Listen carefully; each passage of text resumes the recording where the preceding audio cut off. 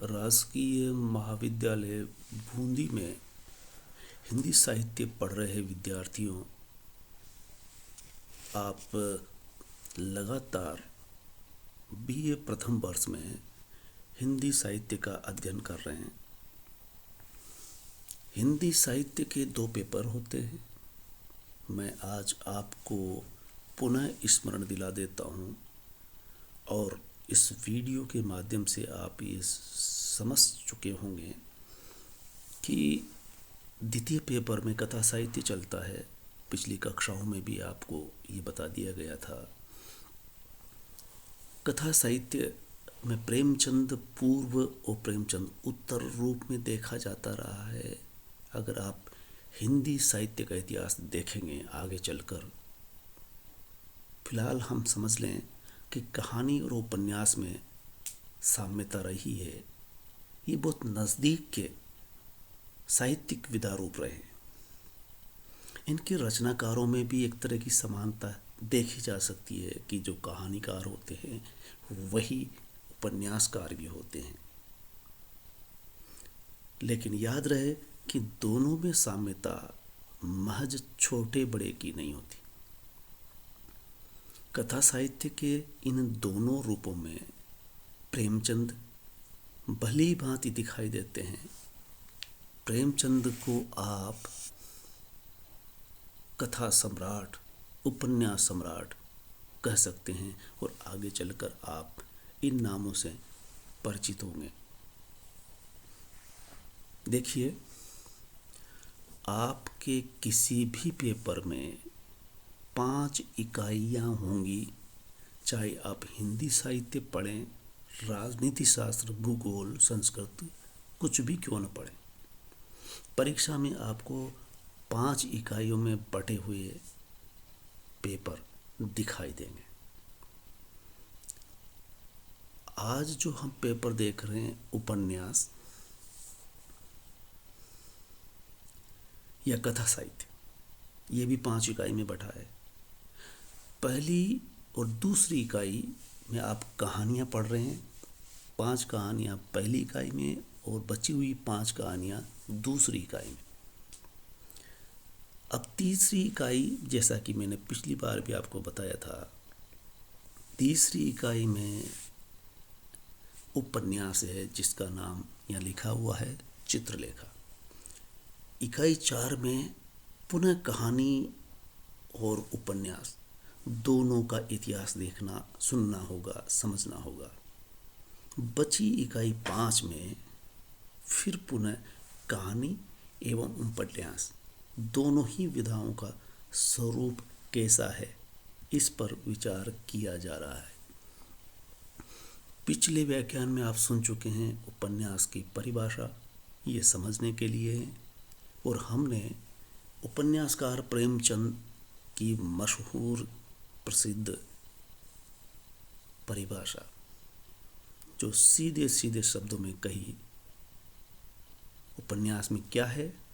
मानव चरित्र का चित्र मानते हैं, कहते हैं। मनुष्य का ही चरित्र उपन्यास में अभिव्यक्त होता है।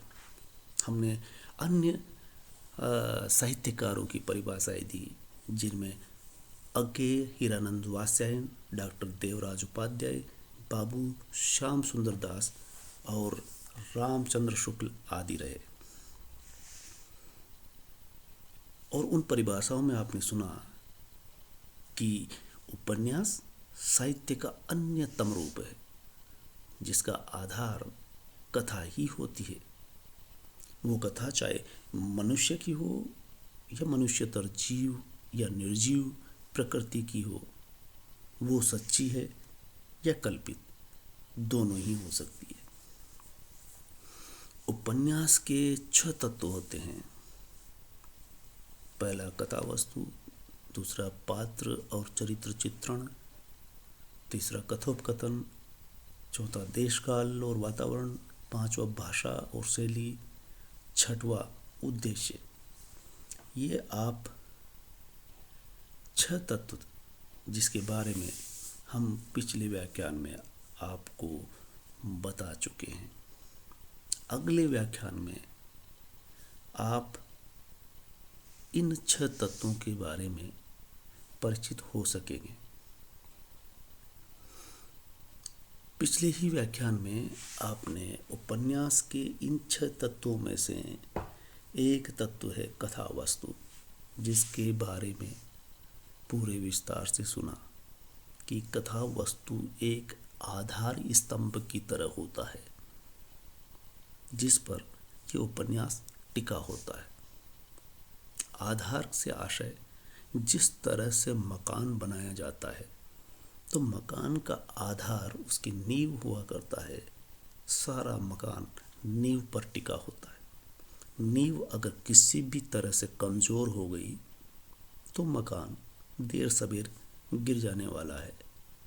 ठीक ऐसे ही अगर कथा वस्तु का आधार यानी उपन्यास का आधार कथा वस्तु ठीक से नहीं बनाई गई, कमज़ोर हुई, ये कड़ी कमज़ोर होते ही उपन्यास भी कमज़ोर कहा जाता है। तो उपन्यास का आधार, पहला तत्व उपन्यास का क्या है? कथा वस्तु। कथा वस्तु क्या है, इसी के बारे में हमने विस्तार से बताया कि एक कहानी जिसकी कई तरह से विशेषताएं होंगी, उस पर खरी उतरना होगा, तब वो उपन्यास चर्चित होगा, पाठक उसे याद रखेंगे। दूसरा तत्व आता है पात्र। पात्र के बिना ये दूसरा तत्व कहा गया है। 6 तत्व जब कहा जाता है तो इसका आशय सीधा सीधा ही निकल के आता है कि पात्र हो या कथा वस्तु या उद्देश्य, ये सभी तत्व उसके रचनाकार के जेहन में, मस्तिष्क में बिठा लिए जाते हैं कि इन तत्वों के बिना, इन तत्वों को साधे बिना वो उपन्यास नहीं लिख सकेगा। तो पहला तत्व कथा वस्तु, जो आधार स्तंभ कहा गया है। आधार स्तंभ कहने का आशय इसलिए कि इसके बिना एक कदम भी आगे नहीं बढ़ा जा सकता। दूसरा कदम जब उठाया जाता है तो उसमें पात्र नजर आते हैं। पात्र कौन, किस तरह से गढ़े जाएंगे, नायक कैसे बनेगा, जिसका आधार बनने वाला है। आपको याद होगा, चित्रलेखा आप यहाँ पढ़ेंगे, लेकिन प्रेमचंद का मशहूर उपन्यास जिसका नाम गोदान है, परीक्षाओं में, जीके में अक्सर पूछा जाता है। उसका नायक का नाम है होरी। और चित्रलेखा जो आप यहाँ पढ़ने वाले हैं, इसकी नायिका का नाम क्या है? आपको देर लगाए बिना कह सकते हैं चित्रलेखा। आप ये कह सकते हैं कि जिस उपन्यास का नाम चित्रलेखा है, उस नायिका का नाम भी चित्रलेखा है। ऐसा भी होता है कि जब किसी पर उपन्यास केंद्रित किया जाता है, आधारित किया जाता है, तो उस पर भी, उसके नाम पर भी उपन्यास हो सकता है।